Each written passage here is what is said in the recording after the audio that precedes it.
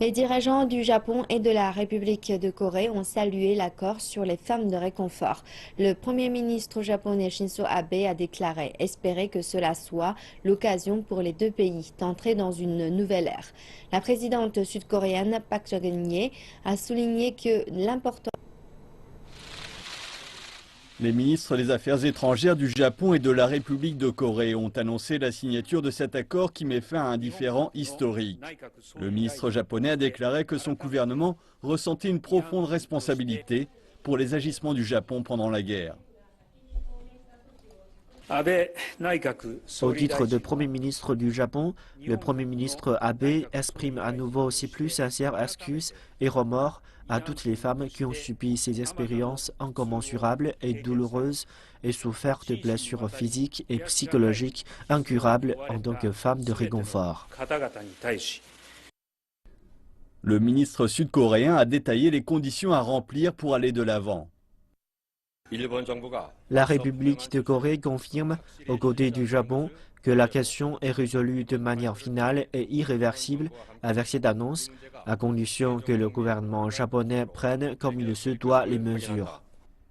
La ville de Séoul a par ailleurs annoncé qu'elle allait déplacer une statue symbolisant les femmes de réconfort, actuellement installée devant l'ambassade du Japon.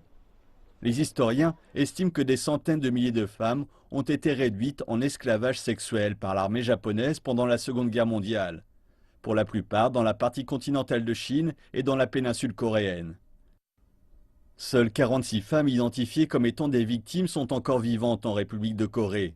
Elles ont toutes dépassé les 80 ans.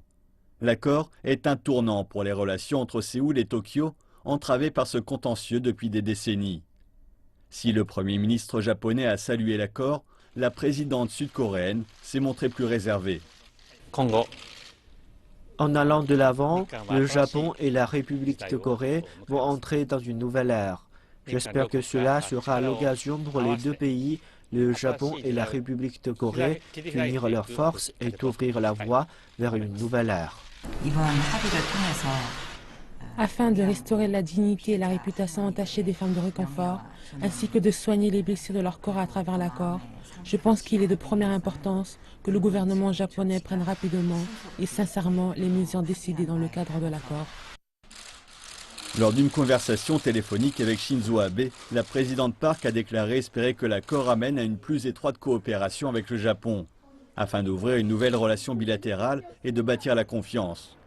Mais pour de nombreux Sud-Coréens, l'accord ne stipule pas clairement la responsabilité juridique envers les victimes, qu'ils souhaitent voir le Japon reconnaître.